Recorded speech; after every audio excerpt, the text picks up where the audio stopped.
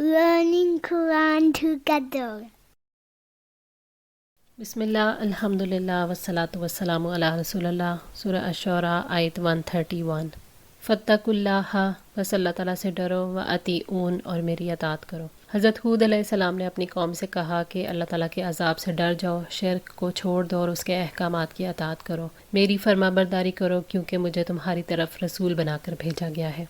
वत्तकू, और डरो, अल्लज़ी अमद्दकुम, उससे जिसने मदद की तुम्हारी, बिमा तअमलून, उसके साथ जो तुम जानते हो।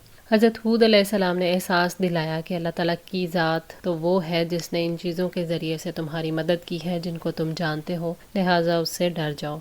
अमद्दकुम, उसने मदद की तुम्हारी, बिअनआमिम व बनीन, जानवरों और बेटों से, यानी अल्लाह ताला ने तुम्हें जानवर अता किए और अल्लाह ताला का एहसान है कि उसने औलाद अता फरमाई जो बेहतरीन नेमत है, लिहाजा उसका शुक्र अदा करो। व जन्नातिम व उयून, और बागात और चश्मों से। हज़रत हूद अलैहिस्सलाम ने अपनी कौम को शऊर दिलाया कि बागात और चश्मे तो अल्लाह ताला ने तुम्हें अता किए हैं, लिहाजा उससे डर कर रहो। नेमतें अता करने वाला उन्हें वापस भी ले सकता है। हूद अलैहिस्सलाम ने अल्लाह ताला के एहसानात को याद दिलाया ताकि लोग शुक्र अदा करें।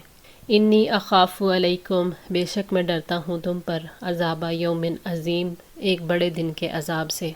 उन्होंने अपनी कौम को खौफ दिलाया कि अगर तुमने अल्लाह ताला की नेमतों का शुक्र अदा नहीं किया तो अल्लाह के अजाब के मुस्तहिक ठहरोगे। ये अजाब दुनिया में भी आ सकता है और आखिरत का अजाब तो टाले नहीं टल सकता।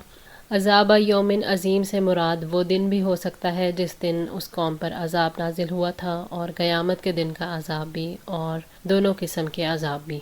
क़ौलु सवाउन अलैना, उन्होंने कहा हम पर यकसा है। अव अज़ता, ख्वाह तुम नसीहत करो, अम लम तकुन मिनल वाइज़ीन, या नसीहत करने वालों में से ना बनो। कौम हूद के दिल सख्त हो गए थे, दुश्मनी और सरकशी पर अड़े हुए थे, इसलिए नसीहत उनके दिलों पर असर नहीं कर रही थी। इसीलिए उन्होंने कहा कि नसीहत करो या ना करो, हमारे लिए बराबर है।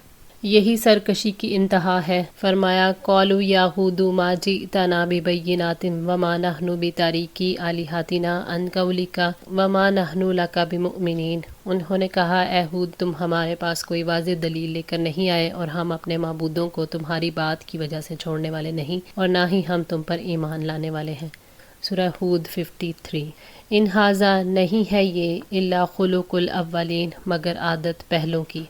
मुराद ये है कि पहले लोग भी नसीहतें करते रहते हैं, लेकिन जो काम हम कर रहे हैं ये तो होते चले आ रहे हैं, यानी हम अपनी आदत, अपनी रिवायात और आबाई दीन को नहीं छोड़ सकते। वमा नहनु बिमुअज़्ज़िबीन, और नहीं है हम अजाब दिए जाने वाले। हज़रत हूद अलैहिस्सलाम की कौम अपने आबाई दीन पर कायम रहना चाहती थी, जिसमें आखिरत का इनकार भी शामिल था, इसीलिए उन्होंने अजाब में मुब्तला होने का इनकार किया। ये उनकी तरफ से क़यामत का इनकार था। उनका ख़याल था कि जिस तरह हमें दुनिया में नेमतें अता की गई हैं, इसी तरह दूसरी ज़िंदगी में भी अता होती रहेंगी और हमें कभी अजाब नहीं दिया जाएगा। फ़कज़्ज़बूहु, बस उन्होंने उसे झुटला दिया। फ़अहलकनाहुम, तो हमने उन्हें हलाक कर दिया। इन्न फ़ी ज़ालिका लआयातन, बिलाशुबा इसमें एक निशानी है। वमा काना अक्सरुहुम मुमिनीन, और उनमें से अक्सर ईमान लाने वाले नहीं हैं। यानी उन्होंने हूद अलैहिस्सलाम को झुटला दिया। झुटलाना उनकी फितरत बन गया था, जिससे उन्हें कोई रोक नहीं सकता था। फ़अहलकनाहुम, यानी उनके झुटलाने और मुंह मोड़ने की वजह से उन्हें हलाक कर दिया गया। अल्लाह ताला ने फरमाया सूरह अल-हाक़ा आयत 6 और 7 में, और जो आद थे तो वो सख्त ठंडी, तुंद और तेज़ आंधी से हलाक कर दिए गए, जो काबू से बाहर होने वाली थी। उसने उसे 7 रातें और 8 दिन उन पर जड़ काट देने के लिए मुसलसल चलाए रखा। सो आप देखेंगे वो इस तरह पिछाड़े गए गोया गिरी हुई खजूर के खोखले तने हैं। कौम आद की तबाही में ये निशानी है कि अल्लाह ताला मोमिनों को निजात अता फरमाते हैं और काफिरों को हलाक करते हैं। इन निशानियों के बावजूद वो ईमान न लाए जो ईमान का तकाजा करती हैं। अल्लाह ताला झुटलाने वालों को हुज्जत तमाम होने के बाद नीस्तो नाबूद कर देता है और अपने फर्मा बरदारों की निजात की सूरत खुद ही पैदा फरमा देता है।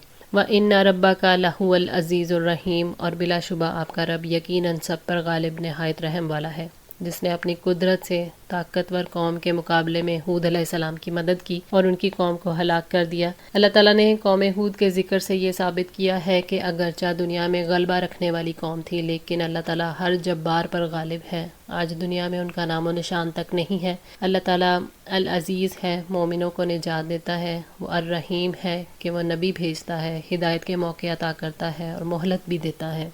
कज़्ज़बत समूदुल मुरसलीन, समूद ने रसूलों को झुटलाया। قوم عاد اولا کے بعد یہی قوم سمود، جسے عاد ثانیہ بھی کہتے ہیں، نامور ہوئی۔ سب سے پہلے اللہ تعالیٰ نے قوم موسیٰ کا ذکر فرمایا، پھر قوم ابراہیم کا، پھر قوم نوح کا، اور پھر قوم عاد اولا، اور 5ویں نمبر پر قوم عاد ثانیہ کا ذکر ہے۔ اس قوم کے مسکن کو الحجر بھی کہا جاتا ہے۔ یہ 300-400 کلومیٹر لمبا اور تقریباً 100 کلومیٹر چوڑا علاقہ حجاز اور شام کے درمیان واقع ہے، اور اس راستے پر واقع ہے جو مدینہ سے تبوک کو جاتا ہے۔ اس قوم کے رنگ ڈھنگ وہی تھے جو عاد کے تھے، اسی طرح کے مضبوط قداور جسموں کے مالک تھے۔ اللہ تعالیٰ کی ہستی کے قائل ضرور تھے، مگر شرک کے مرض میں بری طرح مبتلا تھے۔ بڑی متکبر اور سرکش قوم تھی۔ ان کی نمایاں خصوصیت یہ تھی کہ اعلیٰ درجے کے انجینئر اور بہترین قسم کے سنگ تراش تھے۔ اپنے فن کا مظاہرہ ایسے کرتے تھے کہ پہاڑوں میں پتھر تراش تراش کر اپنے عالی شان مکان بناتے تھے۔ اسی طرح پہاڑوں کے اندر ہی اندر انہوں نے بستیاں آباد کر رکھی تھیں۔ قوم سمود کو بھی زبردست خوشحالی اور غلبہ حاصل تھا۔ انہوں نے صالح علیہ السلام کی تکذیب کی۔ حضرت صالح علیہ السلام کی دعوت اور سارے رسولوں کی دعوت ایک ہی ہے۔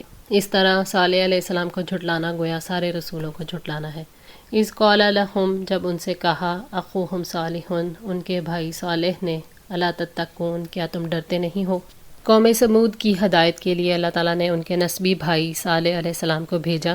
انہوں نے انہیں خدا خوفی کی دعوت دی، یعنی تم اللہ تعالیٰ کے عذاب کا خوف رکھ کر شرک اور نافرمانیوں کو نہیں چھوڑتے، اور اس سے ثواب کی امید رکھ کر اس کے احکامات کی اطاعت نہیں کرتے۔ انی لکم رسول امین، یقیناً میں تمہارے لیے امانت دار رسول ہوں۔ صالح علیہ السلام نے کہا کہ میں اللہ کی طرف سے پیغام دینے والا رسول ہوں اور امانت دار ہوں۔ تم میری امانت کے بارے میں خوب جانتے ہو، میں اللہ کے پیغام میں کمی بیشی کرنے والا نہیں ہوں۔ اس کا تقاضا ہے کہ تم مجھ پر ایمان لاؤ۔ فاتقوا اللہ، بس اللہ سے ڈرو، واطیعون، اور میری اطاعت کرو۔ اللہ تعالیٰ نے بار بار تقوی اختیار کرنے اور اطاعت کا حکم دیا ہے۔ ان دونوں باتوں کی دعوت رسالت کے عظیم مشن میں سے ہے، اور کیسے کوئی رسول کا حق ادا کر سکتا ہے اور کیسے کوئی ہدایت اور فلاح پا سکتا ہے۔ وما اسألکم علیہ من اجر، اور میں اس پر تم سے کوئی اجر نہیں مانگتا۔ ان اجریہ الا علی رب العالمین، میرا اجر تو جہانوں کے رب کے ذمہ ہے۔ حضرت صالح علیہ السلام نے بھی قوم کے سامنے یہ بات رکھی کہ میں آپ سے کسی اجر کا طلبگار نہیں ہوں، میرا اجر تو رب کے ذمہ ہے۔ انہوں نے اپنی قوم کا عذر ختم کر دیا، ان کے شک کو رفع کر دیا کہ میری تمہارے مال پر نظر نہیں، میرا اجر تو اللہ کے ذمہ ہے۔ اتترکون، کیا تم چھوڑ دیے جاؤ گے، فیما ہاہنا، ان میں جو یہاں ہے، آمینین، امن سے رہنے والے، یعنی تمہیں نعمتوں اور بھلائیوں کے درمیان ایسے ہی بیکار چھوڑ دیا جائے گا۔ صالح علیہ السلام نے قوم سے کہا کہ تم یہ سمجھتے ہو کہ خوشحالی میں ڈوبے رہو گے، تمہیں کہیں جانا نہیں، کہیں جواب نہیں دینا، کیا تمہیں ڈر نہیں لگتا کہ حالات بدل سکتے ہیں؟ فی جنات و عیون، باغوں اور چشموں میں، یعنی باغات اور نہروں میں تمہیں ایسے ہی چھوڑ دیا جائے گا جیسے جانور چھوڑے جاتے ہیں، کہ نہ تمہیں کوئی حکم دیا جائے گا اور نہ کسی چیز سے روکا جائے گا۔ باغوں اور چشموں کی وجہ سے انسان غلط فہمی میں مبتلا ہو جاتا ہے کہ یہ سب اسی کا حق ہے، وہ جیسے چاہے انہیں استعمال کرے۔ وَزُرُوعٍ، اور کھیتوں میں، وَنَخْلٍ، اور کھجوروں میں، طَلْعُهَا حَضِیمٌ، جن کے خوشے نرم و ملائم ہیں۔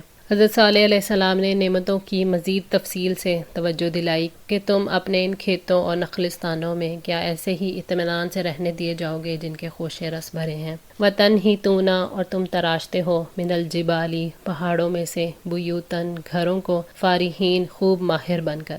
اللہ تعالیٰ نے فرمایا کہ تم پہاڑوں کو کھود کھود کر گھر بناتے ہو، یہ سب کچھ محض عیش کے لیے کرتے ہو اور فخر جتانے کے لیے، حالانکہ سب کچھ امتحان کے لیے دیا ہے۔ سمود بڑے متمدن لوگ تھے، اور ان کی شان و شوکت کا حال یہ تھا کہ وہ پہاڑوں کو تراش کر ان کے اندر عمارتیں بنایا کرتے تھے۔ آج بھی مدینہ اور تبوک کے درمیان مدائن صالح، جس کا قدیم نام ہجر تھا، ان میں ان کی پہاڑوں میں تراش کر بنائی ہوئی بہت سی عمارتیں موجود ہیں۔ اس آیت میں فارحین کا جو لفظ استعمال کیا گیا ہے، اس سے یہ بتانا مقصود ہے کہ وہ یہ سب کچھ محض اپنی شان اور شوکت کے اظہار اور اپنی دولت اور اعلیٰ تمدن کی نمائش کے لیے کیا کرتے تھے، نہ کسی حقیقی ضرورت کے تحت، اور یہی ایک زوال پذیر تمدن کی شان ہوتی ہے۔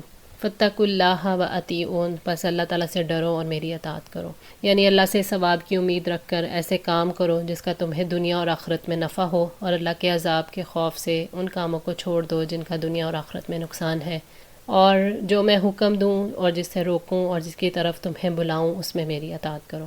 صالح علیہ السلام نے قوم کو غفلت سے جگانے کے بعد انہیں دعوت دی کہ اللہ سے ڈر جاؤ اور میری اطاعت کرو۔ آج کے لیے اتنا ہی. دعا ہے اللہ تعالی ہماری اس کوشش کو قبول فرمائے، ہماری غلطیوں کوتاہیوں کو معاف فرما کر ہماری اصلاح فرمائیں. جزاکم اللہ خیر. والسلام علیکم ورحمۃ اللہ وبرکاتہ.